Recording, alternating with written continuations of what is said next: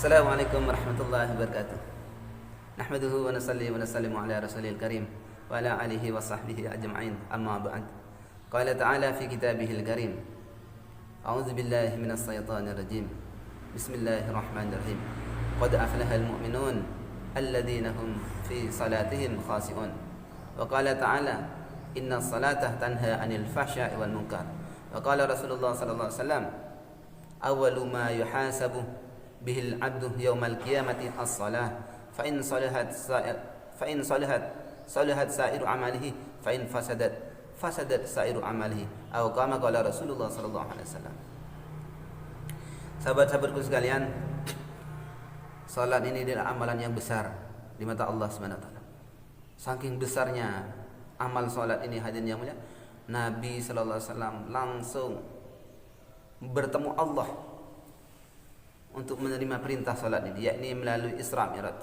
Nabi naik ke Sidratul Muntaha untuk menerima perintah salat ini. Berbeda dengan perintah-perintah lain seperti zakat, haji. Ini Nabi sallallahu alaihi wasallam mendapat perintah ini melalui Jibril, melalui perantara Jibril. Tapi salat, untuk menerima perintah salat, Nabi naik sendiri ke Sidratul Muntaha untuk bertemu Allah. Ini menunjukkan bahwa salat ini adalah amal yang besar. Maka siapapun yang memperhatikan solat sungguh-sungguh, maka dialah orang yang besar di sisi Allah SWT. Dan siapapun yang merendah-rendahkan solat, tidak memperhatikan solat, maka dialah orang yang hina di sisi Allah SWT. Bahkan hadirin yang mulia, Nabi SAW memberitahu bahwa solat ini adalah amal yang pertama kali akan ditanya nanti pada yaumul qiyamah. Jadi nanti pada hari kiamatnya salat dulu akan ditanya. Apabila salat baik, fa in saluhat, maka seluruh amal-amal kita akan dikatakan baik. Haji kita baik, sedekah kita baik, puasa kita baik. Tapi sebaliknya, fa in fasadat sa'iru amalihi. Apabila salat kita rusak seluruh amal-amal kita yang lain. Haji kita dikatakan rusak, puasa kita dikatakan rusak, seluruh amal-amal kita akan dikatakan rusak. Maka di sini sahabat-sahabatku sekalian, penting kita memperhatikan bagaimana memperbaiki sholat kita. Maka untuk memperbaiki sholat ini perhatikan beberapa hal. Sholat itu adalah amal zahir dan batin, amalan hati dan juga amalan jasad. Maka kedua-duanya penting kita perhatikan, hati dan jasad. Pertama, jasad. Untuk memperhatikan hal ini yaitu kita perhatikan bagaimana jasad kita bersih dari najis besar maupun kecil, dari hadas besar maupun kecil. Yang kedua, pakaian kita pastikan dari barang halal, juga suci dari hadas, bersih dari najis. Jadi diri kita, pakaian kita semuanya bersih dari najis. Kemudian khusyuk ini, untuk memperhatikan khusyuk ini, jadi pandangan mata kita, ya. Pandangan ini, jadi apa khosy ini? Khosy ini adalah orang-orang yang menundukkan pandangannya. Maka khusyuk ini ketika kita berdiri di dalam sholat, maka pandangan mata ini mengarah ke tempat sujud. Nah, ketika kita ruku, pandangan mata kita ke kaki. Nah, ketika kita ruku, sujud, maka mata kita melirik ke hidung. Ketika duduk tahiyat, ya, maka mata kita melihat ke telunjuk kita. Ini namanya menundukkan pandangan, khashi'in.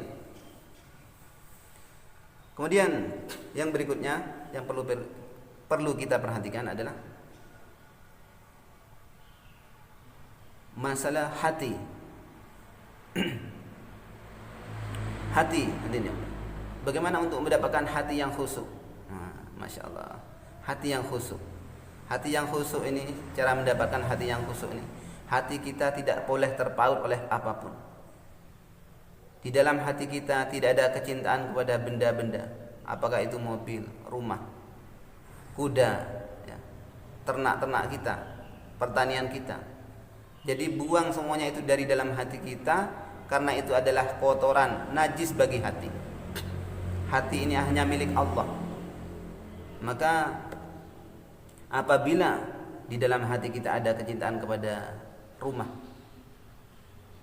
Maka pasti ketika kita sholat Allahu Akbar, nanti yang muncul tuh pasti kebesaran rumah kita. Rumah kita yang bagus itu muncul di dalam sholat kita. Kemudian seseorang yang misalkan dia hobi mancing, senang mancing, maka ketika dia sholat dia ingat mancing, besok mau mancing kemana dan sebagainya. Kenapa? Karena mancing sudah menjadi kecintaannya. Maka di sini yang pertama, untuk membersihkan hati, mendapatkan hati yang khusyuk, hati kita harus bersih dari kecintaan apapun kecuali kepada Allah Subhanahu wa taala. Kemudian yang kedua, untuk mendapatkan khusyuk ini, ya, hati kita harus memahami makna apa yang sedang kita baca. Jadi ketika kita mengucapkan ihdinas siratal mustaqim, maka hati kita ini berdoa kepada Allah, ya Allah bimbinglah hamba ke jalan yang lurus. Ihdinas siratal mustaqim, bimbing hamba ya Allah jalan yang lurus. Siratal ladzina an'amta 'alaihim, yakni jalan-jalan orang yang Kau beri nikmat. Maka di sini kita harus memahami bagaimana kita akan berdialog dengan Allah. Jadi di dalam sholat ini kita berdialog dengan Allah. Bagaimana kita dialog kalau kita nggak memahami apa yang kita baca? Jadi harus kita fahami. Kemudian doa-doa di dalam sholat kita harus fahami. Seperti Rabbighfirli, ya Allah ampuni hamba, warhamni, kasihani hamba, warfa'ni, tinggikanlah derajat hamba, warzuqni, berikanlah hamba rezeki, dan seterusnya. Kita harus memahami.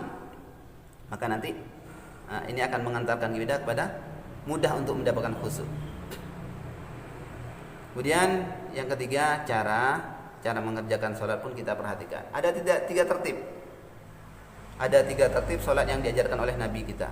Pertama, tertib waktu. Kapan waktunya sholat yang paling bagus? Ya ini awal waktu. Di mana tempatnya? Nah sekarang tertib tempat. Tempatnya adalah di tempat azan dikumandangkan. Kemudian tertib cara yang ketiga, caranya adalah dengan jalan berjamaah.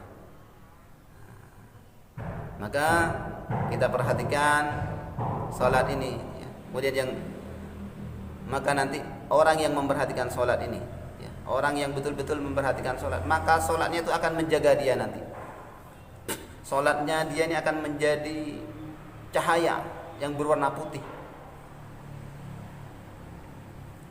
Sebaliknya kalau kita tidak memperhatikan sholat, maka sholat kita akan dilipat seperti kain buruk yang akan dicampakkan ke muka kita nanti di yaumil qiyamah. Nauzubillah. Kemudian kita harus melatih bagaimana mendapatkan sholatnya. Bagaimana latihannya? Ya kita perbanyak sholat sunnah. Sholat sunnah kita perbanyak. Sholat sunnah kita perbanyak. Di situ kita latihan sholat panjang-panjang. Kita kejar khusyuk di situ. Jadi sholat ini sebenarnya curhat kepada Allah. Curhat. Segala masalah kita ini Allah akan selesaikan hanya dengan amal sholat ini.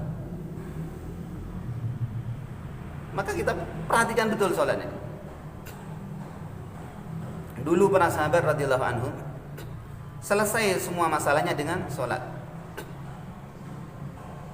Ada seorang sahabiah, anaknya meninggal, maka beliau sholat doa sungguh-sungguh. Maka dia memohon kepada Allah, ya Allah, saya masuk Islam ini ya Allah hanya karena semata-mata melihat kebenaran-Mu ya Allah. Tapi ya Allah, orang-orang awam ya Allah, orang-orang kafir itu ya Allah, kalau dia melihat anak saya ini mati ya Allah, nanti mereka berpikir, tuh lihat tuh, dia itu gara-gara masuk Islam anaknya mati. Mereka akan berpikiran seperti itu, ya Allah tolonglah hidupkan kembali anak hamba ya Allah. Akhirnya anaknya hidup kembali dengan sebab amal sholat. Jadi sholat ini jamaah yang mulia bisa menyelesaikan masalah-masalah kita. Wasta'inu bisabri wasalah. Carilah pertolonganku dengan sabar dan sholat. Maka masalah apapun selesaikan dengan sholat. Masalah apapun dunia akhirat sifatnya. Mau kita mau cari lamar kerja, mau menikah, sholat. Maka nanti insya Allah akan perbaiki sholat kita. Jamaah yang mulia, itu saja mudzakarah singkat dari saya. Apabila ada benarnya semata-mata dari Allah Subhanahu wa taala. Apabila ada kekurangan itu karena semata-mata kebodohan saya.